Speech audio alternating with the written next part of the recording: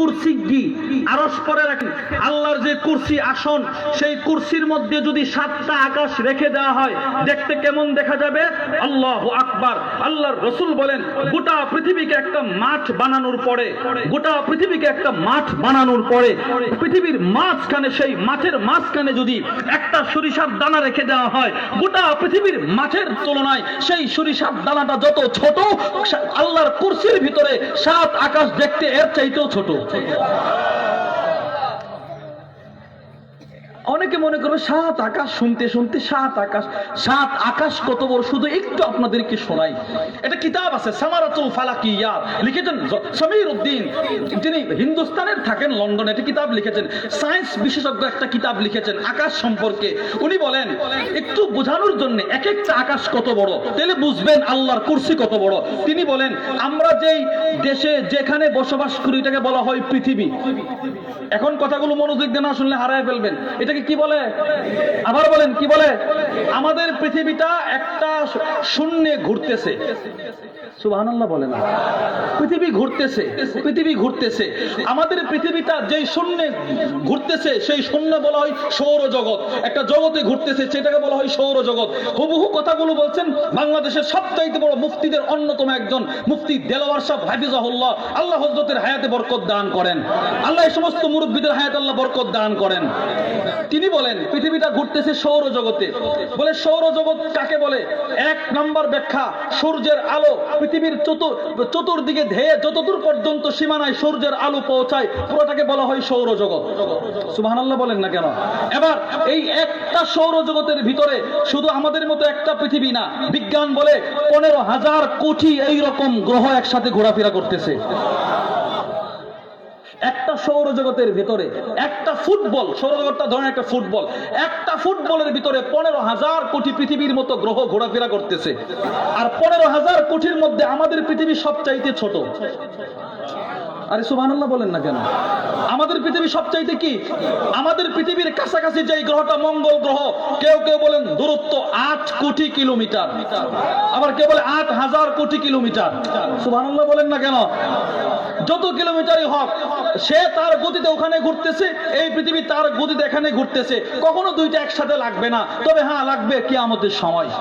তাহলে আমাদেরটা সবচাইতে ছোট, এই রকম ঘুরতেছে কত হাজার? 15,000 কোটি।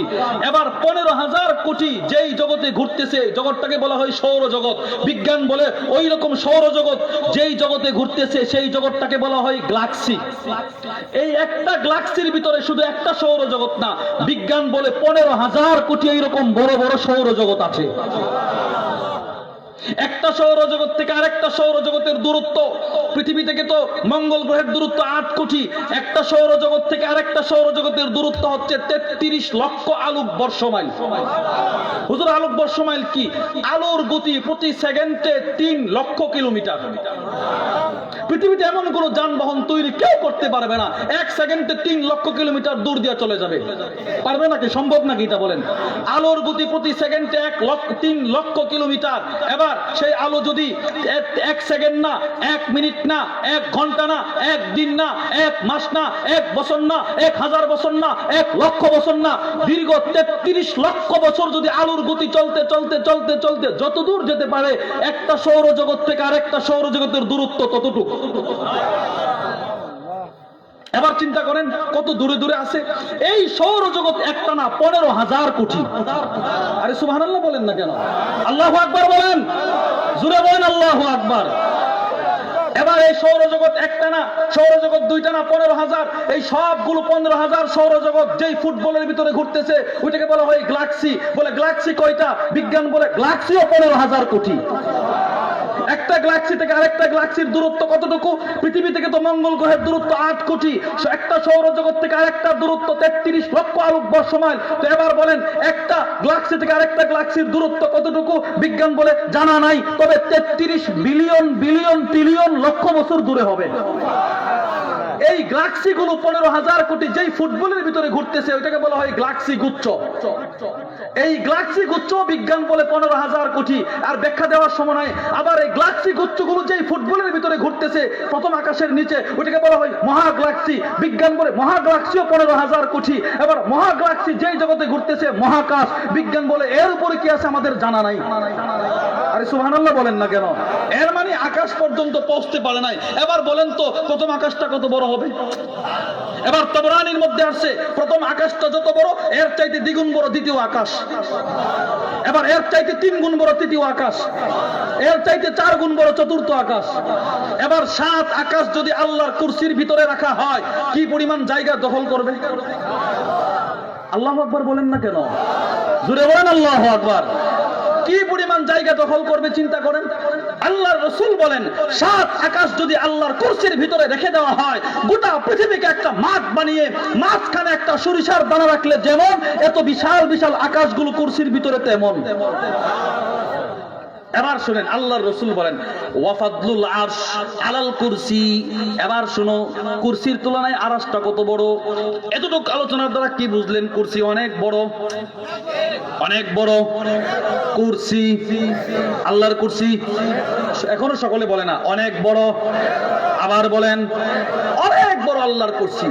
এত বিশাল কুরসি যদি আল্লাহর আরশের উপরে রাখা হয় কত ছোট দেখা যাবে?